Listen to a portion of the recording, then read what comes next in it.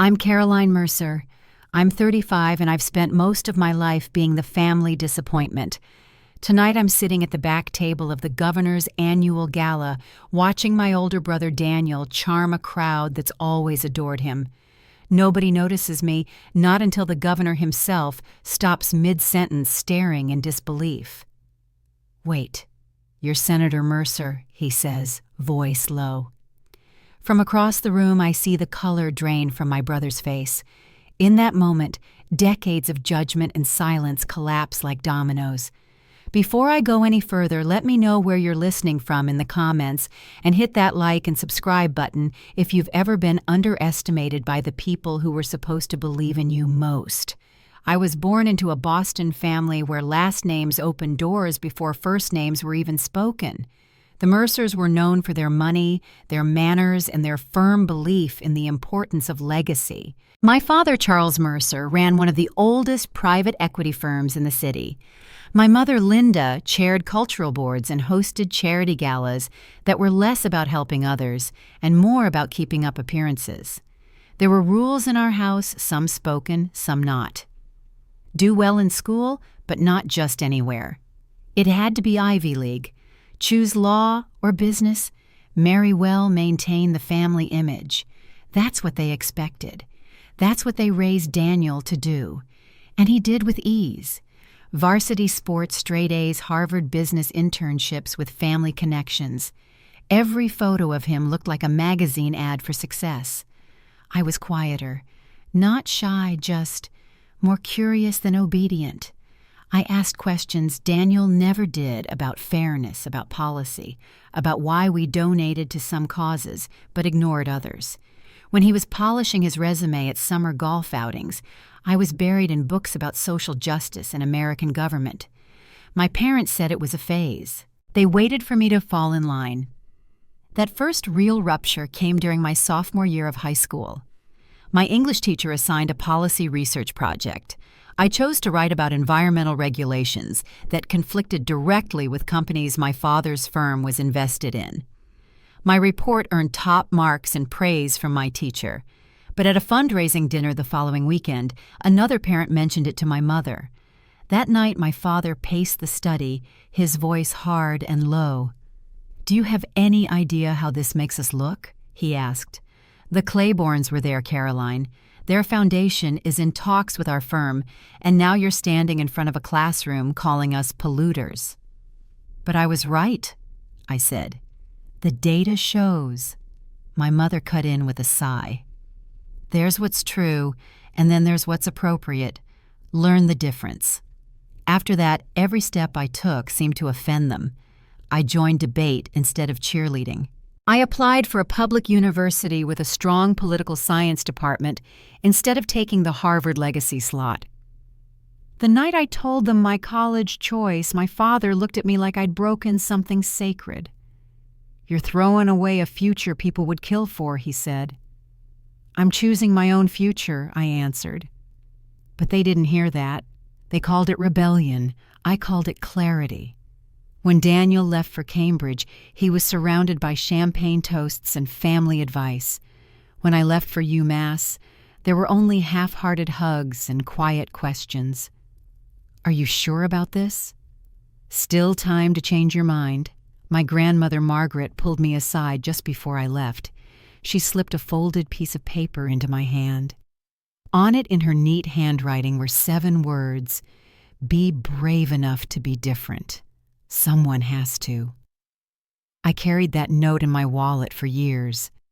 At UMass, I finally felt like I could breathe. Nobody cared who my parents were. What mattered was how hard you worked and what you brought to the table. I met Professor Diane Carter in my first political theory course. She had worked in D.C. for over a decade before turning to teaching, and from the first class, she pushed me harder than anyone ever had. She once told me, "You've got instincts, Caroline. You just need to stop asking for permission." And maybe that was the moment it clicked. I'd spent my whole life waiting for permission to be myself. By the time Daniel was interning on Wall Street and posting photos from rooftop parties, I was working with a campus advocacy group trying to expand access to scholarships. We weren't flashy, but we got results. I watched kids who never thought they'd get to college walk into that office with hope in their eyes. That was success to me. But back home, at Thanksgiving, Daniel got applause for his internship bonus. I got a dismissive, "She's still finding herself." I remember saying softly, "Actually, I've been offered a campaign position for Senator Lawson this summer." The room went silent. My mother smiled too tightly. "Does it pay?" she asked. "It's about the experience," I said. My father looked down at his glass. "Experience doesn't pay student loans." That night I sat alone in the guest room, wondering if they'd ever see me beyond what I wasn't. I didn't know it yet, but the day was coming when the whole room would see me clearly, fully, and not one of them would be able to deny it. At the end of my junior year, I went home for Thanksgiving expecting tension, but I still wasn't prepared for what happened. Daniel had just been promoted at his internship with a major investment bank, and our parents were ready to celebrate. My mother had set the table with her usual polished silver and embroidered napkins. My father opened a bottle of champagne. Daniel walked in with that easy confidence he always carried, and the conversation flowed right into his summer bonus, the mentors he'd met, and which firm might make him a full-time offer after graduation. I sat quietly waiting for someone to ask about me. They didn't. It wasn't until the second course, when the room got quieter, that my Aunt Valerie finally turned to me. "So, Caroline, are you still doing that political thing?" she asked. Before I could answer, my father waved his hand like he was brushing something off the table. "She's still figuring things out," he said. "Hopefully she'll get serious before graduation." I could feel my throat tighten. I stared down at my plate, thinking of the late nights at the campaign office, the reports I'd helped draft, the calls I'd made to mobilize voters. "I've actually accepted a summer position with Senator Lawson's campaign," I said. "I'll be working on outreach and messaging." The room fell quiet. My mother forced a smile, though her eyes didn't follow it. "That's interesting," she said. "Will it pay anything?" "It's more about the experience," I said. "Experience doesn't pay student loans," my father replied without looking up. "My scholarships cover most of my tuition." I reminded him, even though we'd had this conversation before. He took a sip from his glass.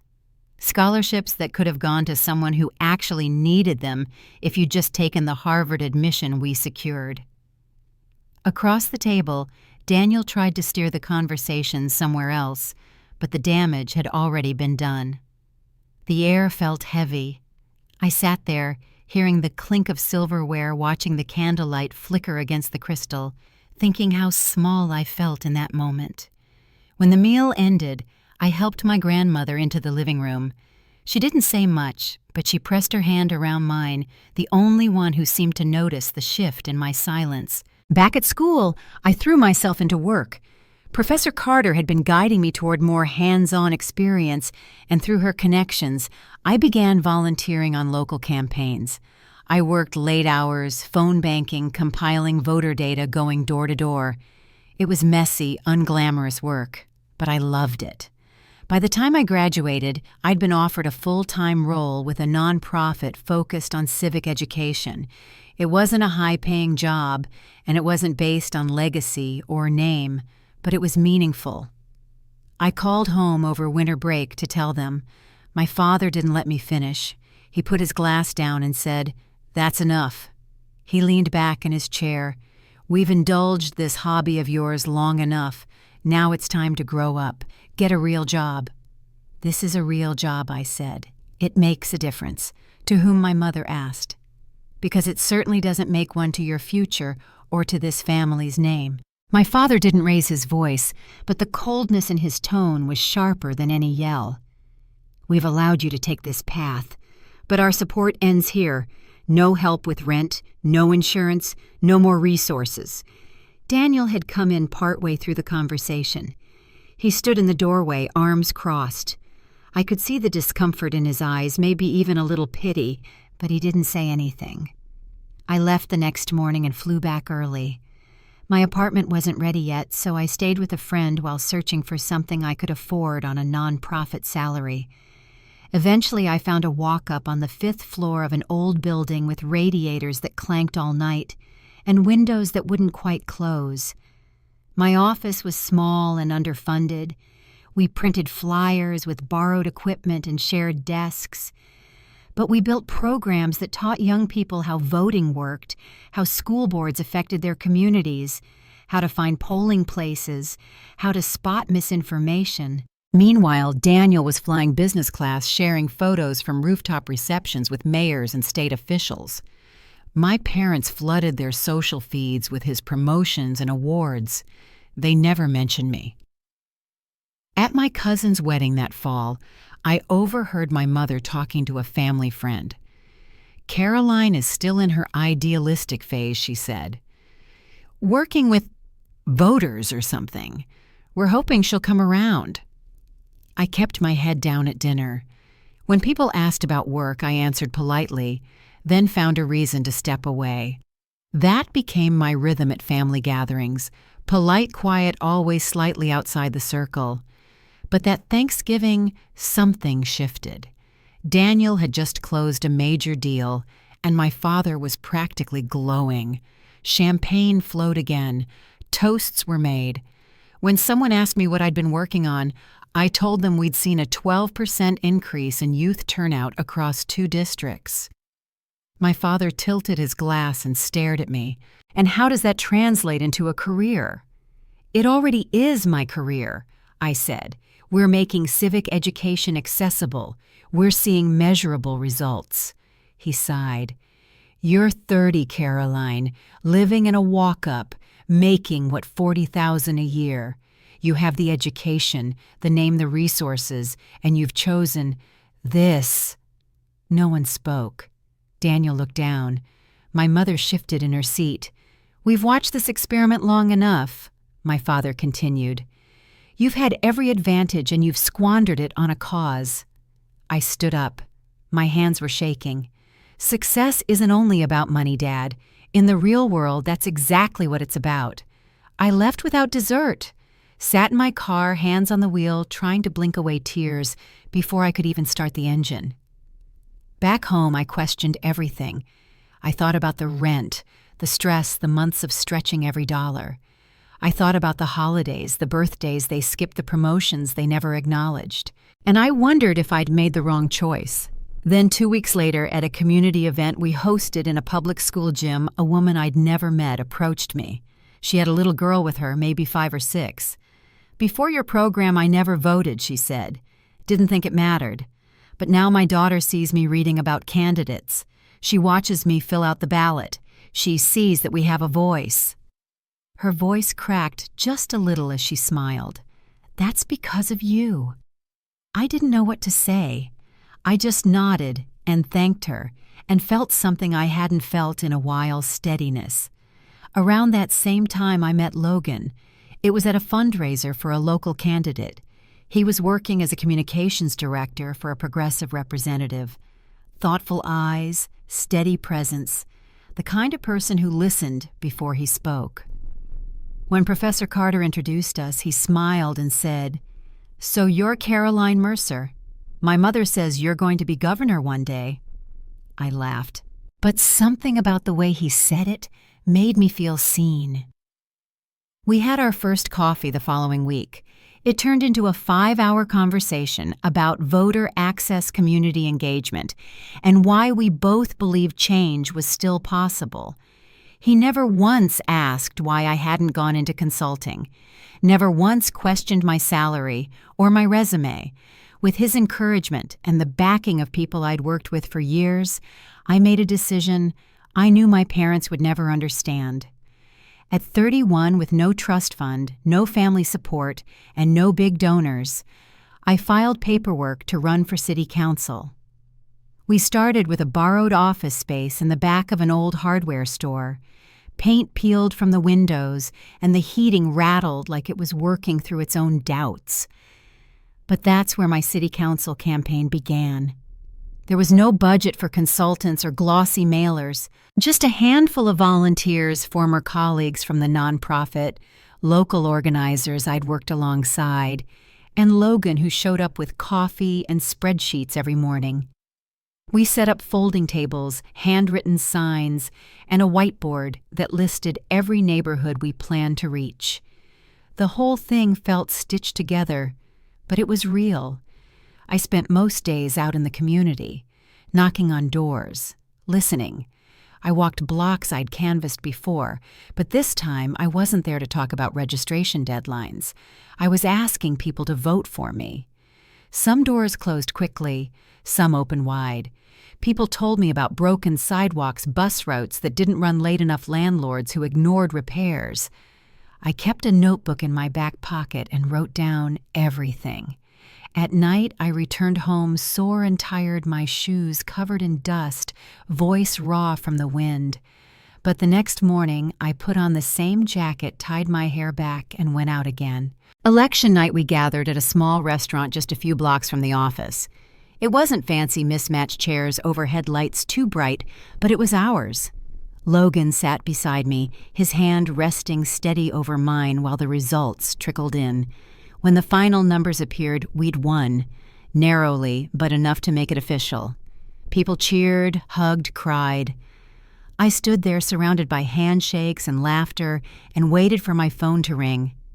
It didn't. There was no call from my parents, no text, not even a congratulations from Daniel. The next day, Daniel did message me. "Congrats on the council seat," he wrote. "Small pond, but I guess it's a start." My mother's note came 2 days later. "We were surprised by your win. Your district must have had a very low turnout." I didn't reply. Instead, I went to City Hall. The work started immediately. Meetings with zoning officials, neighborhood reps, transit managers. It was less about giving speeches and more about reading reports, writing proposals, showing up at public hearings, and listening to hours of testimony. My first few weeks were rough. I asked too many questions, challenged the wrong people, and realized just how slow the system could be. But I stuck with it. I leaned into the policy work, the nuts and bolts of city life. I focused on what could be fixed and where to begin. I championed an affordable housing ordinance that passed by 1 vote. I helped secure funding for safer pedestrian crossings near schools. I worked late, responded to every email myself, and tried to answer calls even after hours. 6 months and a local reporter wrote a feature about my work. "She's not flashy," it read, "but she knows her facts, and she's changing things." That piece changed everything. Suddenly, state party leaders started returning my calls. Community leaders reached out. People began mentioning my name in rooms I hadn't entered. Meanwhile, Daniel had climbed further up the ladder. He was now chief of staff to Governor Blackwell, a rising political star who made headlines nearly every week. Daniel appeared in press photos, always just over the governor's shoulder, sharp in a tailored suit. At family events, his stories dominated. My parents mentioned him with pride at every opportunity. Daniel's drafting a new economic plan, Daniel's advising on the state budget. If I was mentioned at all, it was in passing.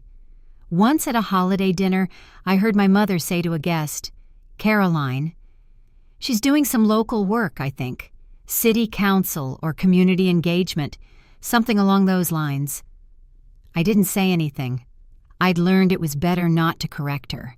Back in the city, things moved quickly. By the end of my first term, I had built enough momentum to pass several major reforms. Local papers began calling me the policy mind in the room. I didn't get the headlines, but I got the results. Then a seat opened in the state Senate. The announcement came suddenly, a retirement due to health reasons, and the race was expected to be tight. I hadn't planned to run. But within a few days, I started getting calls. Leaders from education coalitions, housing advocates, even former opponents. They asked me to consider it, said they trusted me, said I'd already earned it. I sat with Logan that weekend at our kitchen table, campaign paperwork spread out between us. "If you do this," he said, "it won't be like the city race. This one's going to get personal. They'll come after everything. I know. He leaned forward, voice low. Are you ready for that? I nodded. I have to be. The night before, I announced I called home. My mother answered. Her voice cooled the moment she heard mine. I wanted to let you know before it goes public, I said. I'm running for state senate. The silence on the line stretched out. Caroline, she said finally. Don't you think this has gone far enough? This isn't a phase, Mom. This is my work. What matters is how this looks, she said. Do you have any idea how hard it is to explain your choices to our friends? One child works respectfully with the governor. The other crusades. I'm not asking for your approval, I said. I just thought you should hear it from me. If you do this, she said, voice tightening, don't expect support, financial or otherwise. I haven't in years. The line went quiet again. Then she said something I didn't expect. I really thought you'd outgrow this. I ended the call, folded my notes, went back to work. The campaign was harder than I imagined. My opponents brought up my lack of funding, my family estrangement, even questioned my readiness. Anonymous quotes ran in small political blogs. Her own family won't support her. If your brother is next to the governor, why is she still asking for donations? I kept walking door to door. I kept talking to voters. I kept showing up. Late one night, after a brutal interview, Logan met me at home with takeout and quiet music playing in the background. He poured me a glass of water, sat down beside me, and without fanfare, pulled a small velvet box from his coat pocket. I don't know what happens with this election, he said, but I want you to know I believe in you, all the way. The proposal was simple. No cameras, no speeches, just the two of us sitting in our home holding hands. I said yes. We'd talk about wedding plans later. That night, I went back to editing campaign language. The election came fast. We were outspent, outcovered. But something shifted in those final days. People weren't just voting for promises, they were voting for someone who showed up. When the results came in, I had won. Narrowly again. But enough. At the swearing-in, I looked out over the chamber, trying not to search the crowd for familiar faces. Only one stood out. My grandmother. She was seated near the aisle cane in hand, her coat neatly buttoned. When I walked over, she smiled and squeezed my hand. I always knew she said you'd do something they couldn't imagine. I held her hand a little longer before taking my seat. 6 months into my first term as a state senator, the rhythm of the work had settled in. Committee meetings, late-night bill reviews, quiet conversations with colleagues in narrow hallways. I didn't speak much on the floor unless I had something to say. I let my work speak first. Most mornings started with a full inbox and a strong cup of coffee, Logan already one step ahead of me at the kitchen table reading the early policy memos. We took turns cooking, shared a calendar, and split our time between our apartment in Boston and a small place near the Capitol. It wasn't glamorous, but it felt right. Then the invitation arrived printed on thick cream-colored stock, the kind you don't throw away, without a second glance. Governor James Blackwell requests the honor of your presence at the annual Governor's Gala, benefiting the Children's Education Foundation. No note. Just the formal invitation and a time. I stared at it for a long moment. Daniel was the governor's chief of staff. He handled the guest list. I didn't know if this was a courtesy and oversight or something in between. That night, Logan found me at the kitchen table, the envelope still sitting unopened beside my laptop. Are you going to go? He asked. I don't know yet, I said. He waited for a beat. It wouldn't be strange for a state senator to attend. Maybe it's time. I nodded, unsure. It just feels like walking into a room where the version of me they talk about doesn't match the person I actually am. Logan reached over, resting his hand gently over mine. Maybe it's time that version changes. The week leading up to the gala, I buried myself in committee prep. 2 education bills were moving forward, and I'd been assigned to carry amendments through the finance subcommittee. It kept my mind busy. But as Saturday approached, I knew I'd already decided to go. Not to confront anyone, not to prove anything, just to be there as myself. I wore a simple black dress with long sleeves. Logan pulled on his tux and tied my necklace with steady hands. As we drove through downtown, I stared out the window, watching the light from the tall buildings reflect against the glass. "Remember who you are," Logan said quietly. "You don't have to explain it to anyone." The ballroom was already full when we arrived. Crystal chandeliers overhead, long tables with white linens and floral centerpieces. I scanned the room, spotting familiar faces from the Capitol business leaders I'd met in passing, and across the room Daniel standing near the governor, laughing with a group in dark suits. We were seated at a table near the back. A university president, a judge I'd worked with briefly, and a hospital director with his wife. I nodded politely, shook hands, and took my seat. I didn't see my parents, and I wasn't surprised. Dinner moved slowly. Conversation stayed surface level. No one asked about Daniel, but I noticed a few glances shift between us like a question hovered unspoken. After the main course, I excused myself to find the restroom. On the way back, I passed a group of guests speaking quietly near the bar. "That's the Mercer girl, isn't it?" one voice asked. "I heard she never really got her footing. Left the family behind. Daniel's the one they talk about now. He'll probably run for office in a few years." I kept walking. Back at the table, dessert had arrived. I sat down, unfolding my napkin, keeping my eyes low. I felt the weight of those words resting somewhere in my chest. When Governor Blackwell stood to speak, the room grew quiet. He offered his usual welcome, thanked donors and organizers, and spoke about the foundation's goals for the year. I listened, but only half. My mind was still in the hallway. Then he stepped away from the podium and said he would be making his way through the room to thank key guests. People resumed talking, forks clinked against plates. I sipped water, ready to blend back into the evening. Until the room hushed again. I looked up to find the governor walking toward our table security, a few steps behind him, aides holding clipboards. Daniel followed eyes on a folder, not scanning the room. Governor Blackwell paused in front of our table, his eyes settling on me with a brief flicker of surprise. "Wait, you're Senator Mercer?" I stood, offered my hand. "Yes, Governor. It's a pleasure to be here. Thank you for the invitation." He took my hand firmly, then smiled. "The education bill author, I've been meaning to speak with you. Your work on that committee has been impressive. I had no idea you'd be here tonight." From the corner of my eye, I saw Daniel's posture shift. I'd be happy to discuss it any time, I said. The governor nodded. "We're exploring something similar at the state level.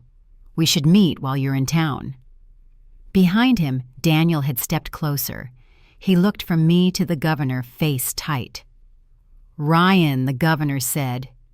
Turning toward him, "Why didn't you mention that Senator Mercer would be attending tonight? We could have arranged a proper welcome." Daniel blinked. His voice was quiet but clear. "An oversight on my part, Governor. My apologies." The governor turned back to me, his brow furrowed. "Mercer, are you two related?" Before I could answer, Daniel stepped forward again. "She's my sister, sir." There was a pause. Not long, but heavy. "Your sister," the governor repeated. I had no idea. "Why haven't you ever mentioned this?" Daniel didn't respond right away. "Family and politics can be complicated," he said. I spoke next gently. "But in the end, we all serve the public in our own ways." The governor nodded, the corners of his mouth twitching into something close to amusement. "Well, I look forward to speaking again. Perhaps we'll have you both at the mansion sometime. A family of public servants, quite the story." He moved to the next table. Conversations resumed. Plates were cleared. Daniel and I stood alone for a moment. "I didn't know you'd be here," he said. "As a senator from this state, it would have been strange not to be." He nodded once slowly. "We should talk. Not here, but soon. About what I asked."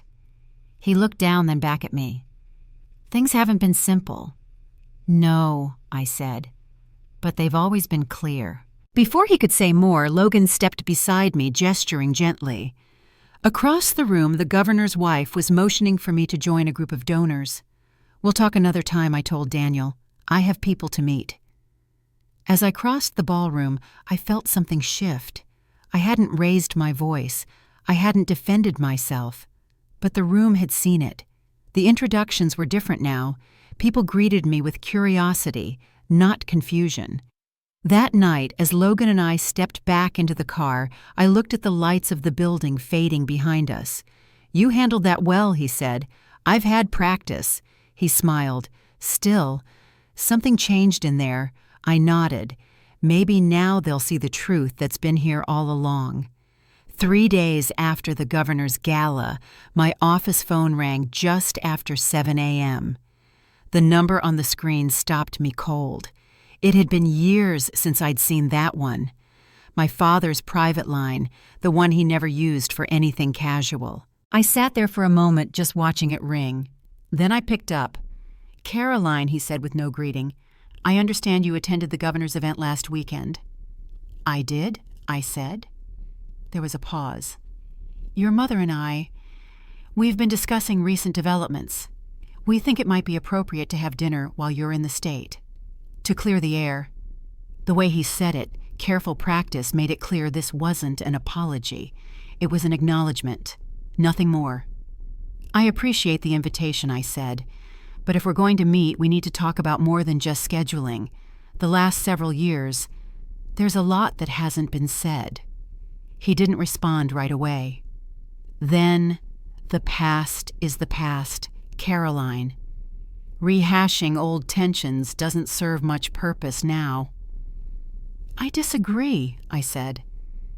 "You and Mom didn't just misunderstand my choices, you actively misrepresented them. To friends, to extended family. You told people I'd failed." Another silence. "Perhaps we've had different perspectives," he said finally. "It's not about perspective, it's about respect," I replied. "I chose a different path, and instead of supporting me, you punished me for it."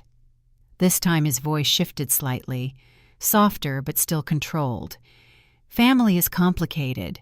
Perhaps we could start fresh. Your position is impressive. We can build from there." It was the closest thing to an admission I was going to get. "I need time to think," I told him.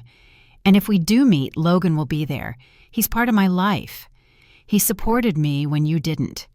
As you wish, my father said. Let us know." After I hung up, I sat in my chair for a while, the hum of the computer and the distant city noise filling the space. That evening I told Logan, "You don't have to decide right away," he said. "Set your boundaries. You get to choose how this goes." 2 weeks later, I agreed to dinner. We met at a small restaurant near Beacon Hill, private enough that we wouldn't draw attention. Logan sat beside me, calm and steady, his presence grounding me. The conversation stayed on surface topics at first. My committee assignments, Logan's latest project, renovations to their house in Back Bay. It all felt rehearsed. Eventually, my mother brought it up.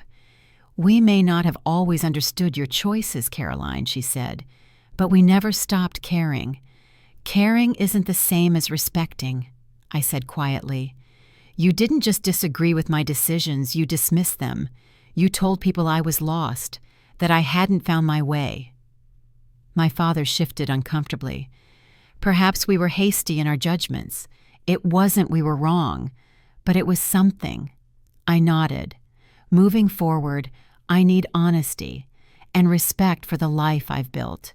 That includes my marriage, my work, everything." We parted with a vague agreement to stay in touch. No grand reconciliation, but a door that hadn't existed before now, sat slightly ajar.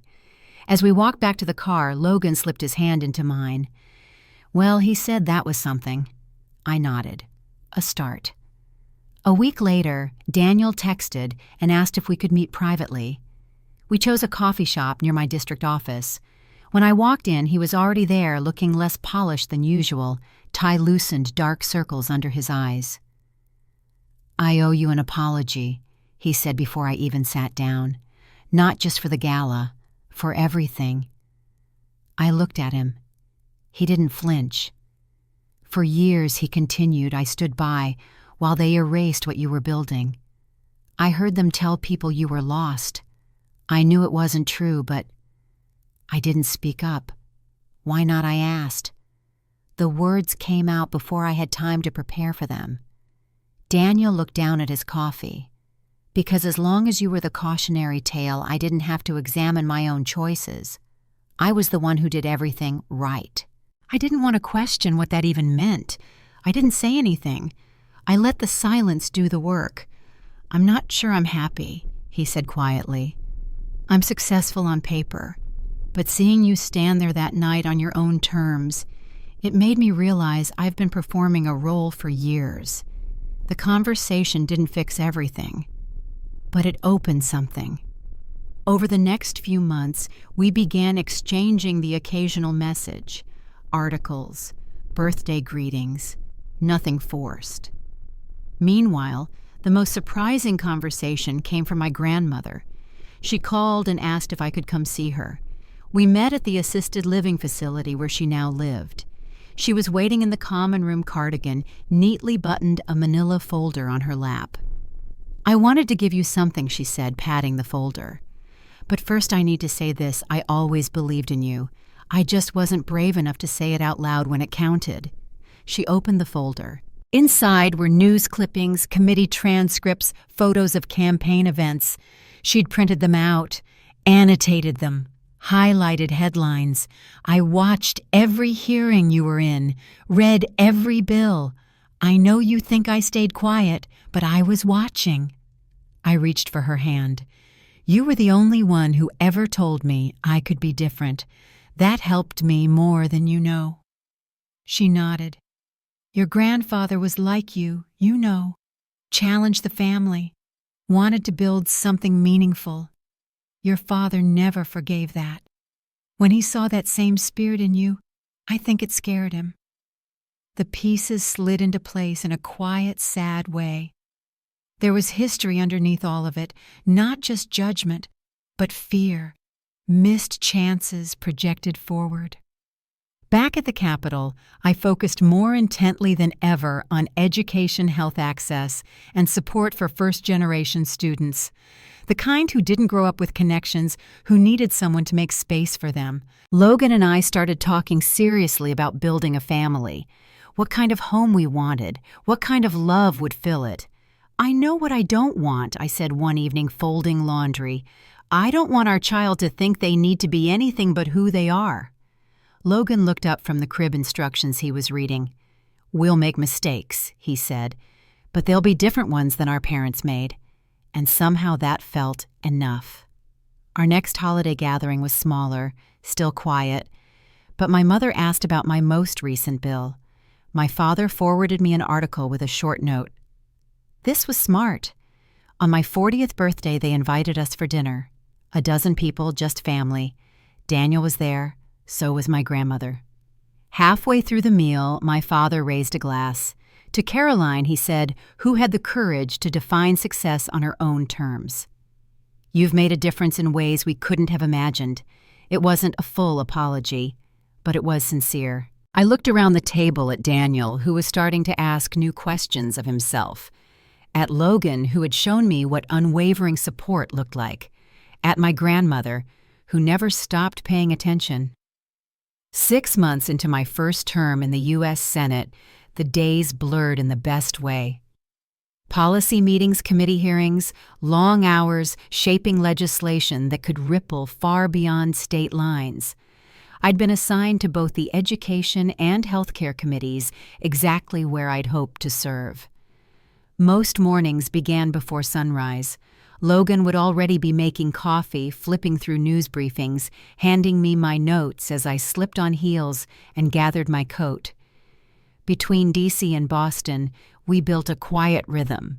Meals in the kitchen, late calls with district staff, short walks when we needed air. I stayed off the cable news circuit. No talk shows, no primetime interviews. I wasn't interested in the spotlight. I cared about the substance, the work.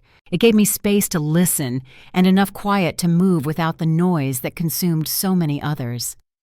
Because of that, most people outside of political circles didn't recognize me on the street. I could still take the metro.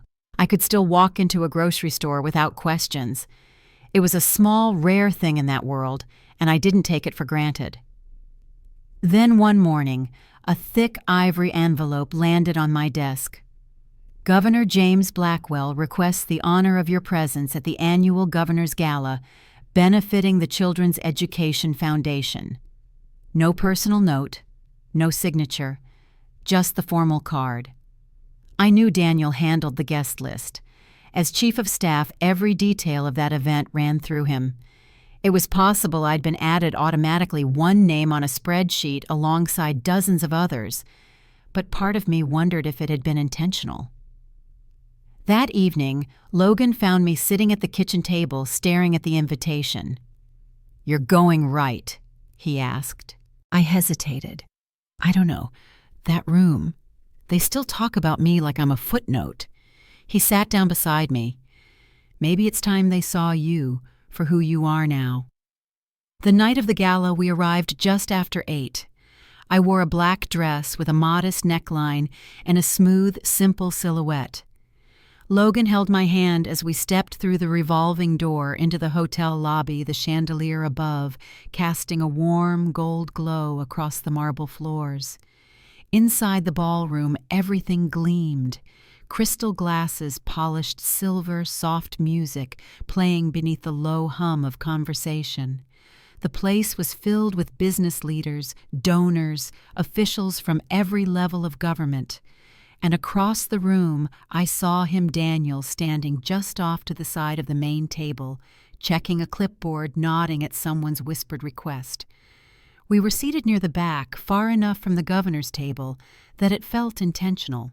I recognized a few faces around us: a judge I'd worked with on juvenile justice reform, a university provost, an education foundation director I'd spoken to just last month.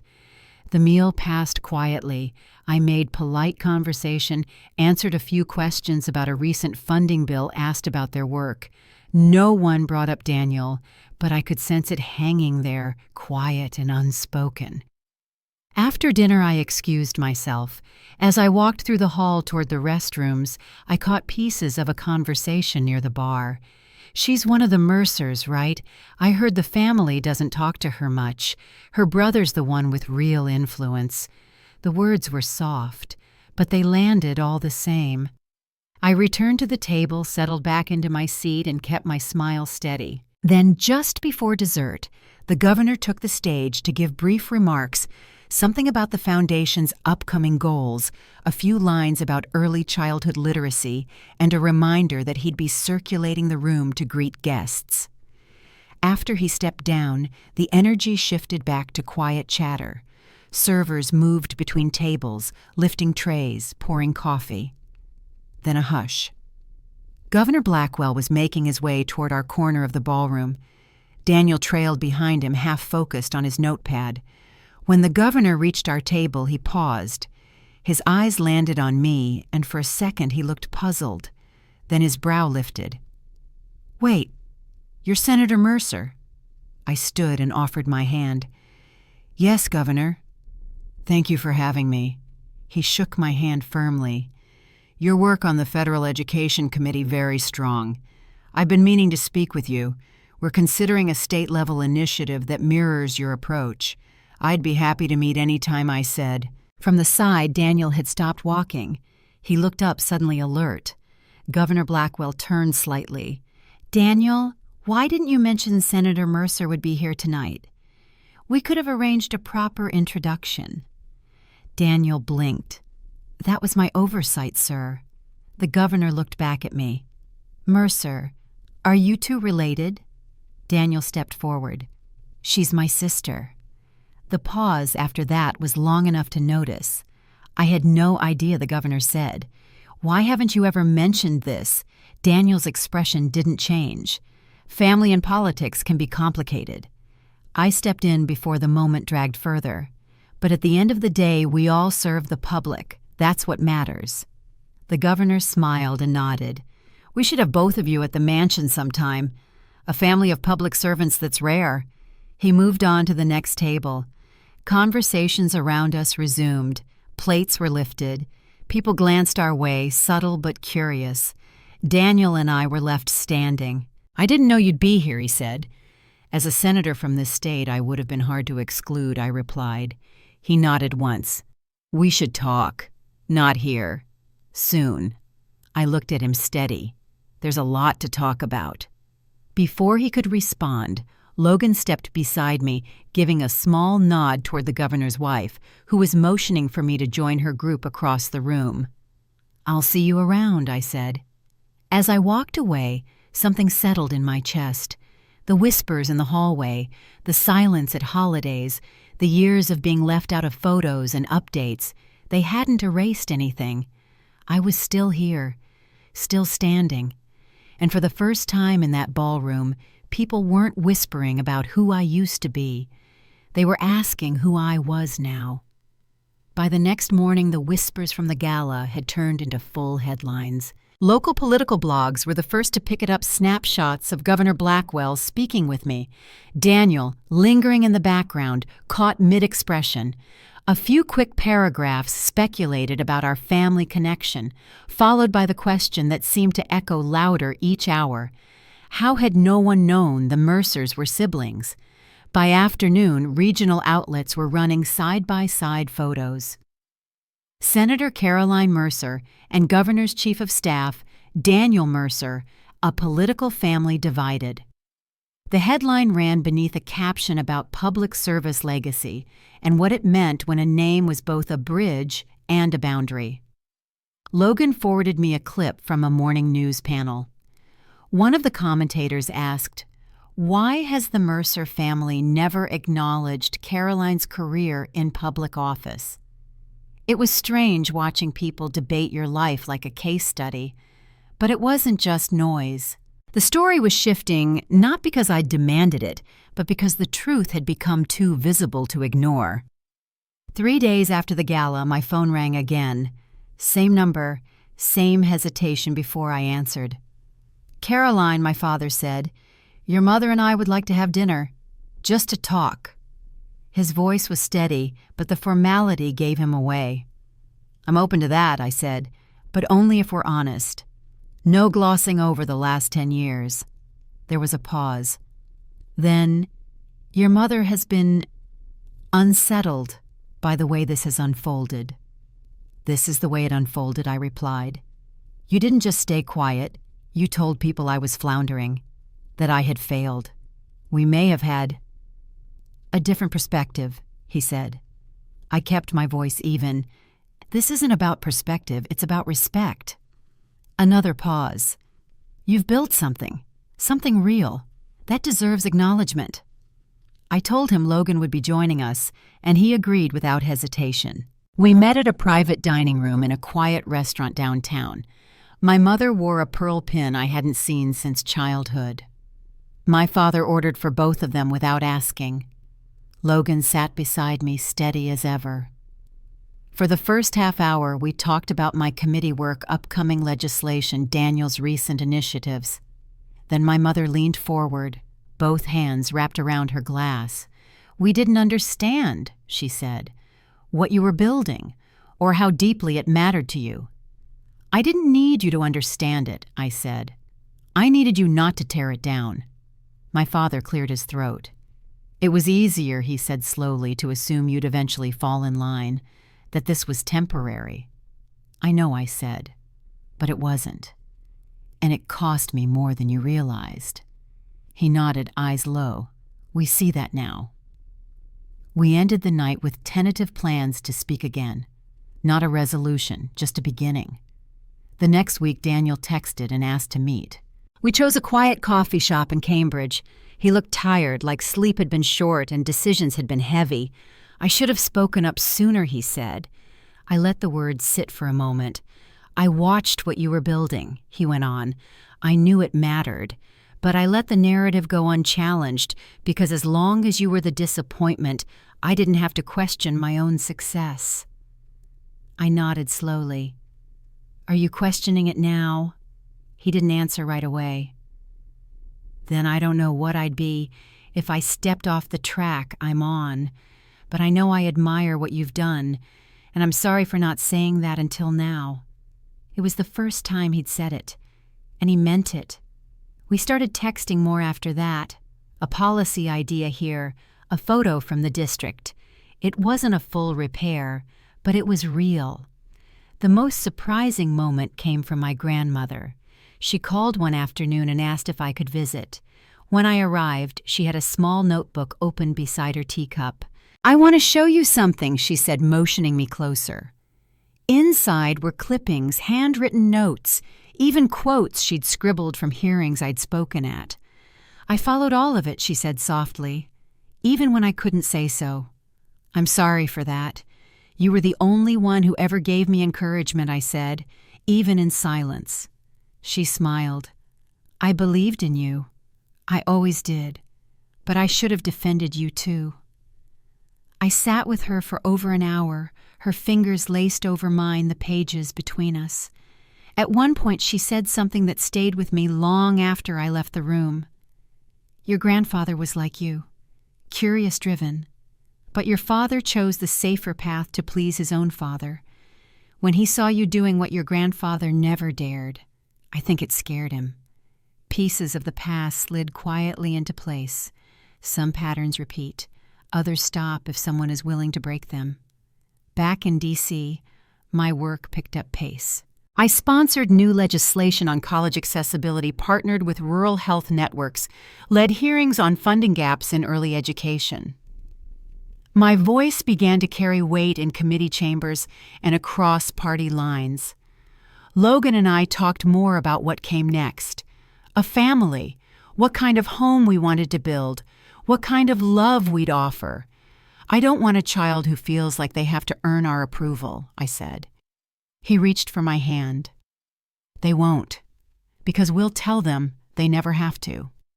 Back home, things began to shift slowly but noticeably. My mother started asking thoughtful questions. My father forwarded articles about my work with notes like, "Good points made here." Logan was always included, always welcomed. On my next birthday, they hosted dinner at their home. Only close family. The dining room had been redecorated, lighter paint, smaller table.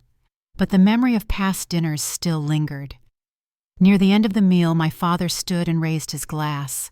To Caroline, he said, voice catching slightly, for showing us that a different path isn't a lesser one, and for making a difference that exceeds anything we imagined. I looked around the table at Daniel, at my mother, at my grandmother seated proudly at the end, at Logan smiling quietly beside me. It wasn't perfection, but it was something honest. The ride home from my birthday dinner was quiet. Logan drove with one hand resting on my knee, city lights flickering across the windshield. I watched the trees pass by, thinking about how many versions of myself had sat around that dining table over the years. The quiet teenager, the college student they didn't understand, the woman they quietly resented. And now, finally, the person they were trying to reach. It hadn't come with applause or perfect apologies. Just a toast, a few words. But they had come from my father without being forced. That mattered more than I thought it would. Later that night, I stood by the window in our apartment barefoot, holding a mug of tea. Logan came up behind me, wrapping his arms around my waist. Feels different this time, he said. It does, I said. It's not fixed. But something opened. He nodded, resting his chin on my shoulder. Sometimes that's enough. We didn't talk much more that night. We didn't need to. In the months that followed, the reconciliation with my parents stayed slow, a few Sunday calls, An invitation to lunch. My mother asked about a bill I was drafting, actually listened. My father sent a copy of an article I'd written for a policy journal, underlined a sentence he liked. It was tentative, but it was real. Daniel and I met for lunch more often. We didn't talk about the past much, we didn't need to. We talked about ideas about the next election cycle, about what kind of future we wanted to help shape. He even joked once that if I ever ran for governor, he might have to switch sides. I told him I'd hold him to it. And at home, Logan and I started quietly preparing. A second bedroom turned into a nursery, a soft green paint on the walls, bookshelves filled with bedtime stories, many of them about courage and kindness, values we both agreed would matter more than any grade or college or title. I thought about the family I came from, how tightly they had clung to the definition of success, how afraid they'd been to see something different. And I thought about the family I was building, rooted in honesty, love, and the freedom to become who you truly are. The truth is, my story isn't about politics. It's about reclaiming the right to define your own life, even when the people closest to you try to write a different version. It's about choosing to show up again and again, not to prove a point, but because you know your path has worth whether others see it or not.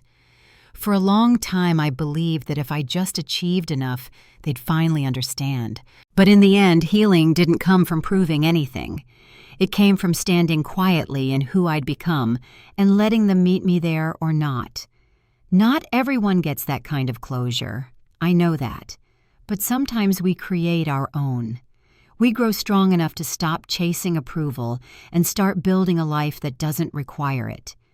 If you've ever been the one overlooked, the one dismissed, the one whispered about in rooms where you once longed to be welcomed, I hope you hear this clearly. You don't have to fit the mold to matter. You don't have to follow someone else's path to build something meaningful.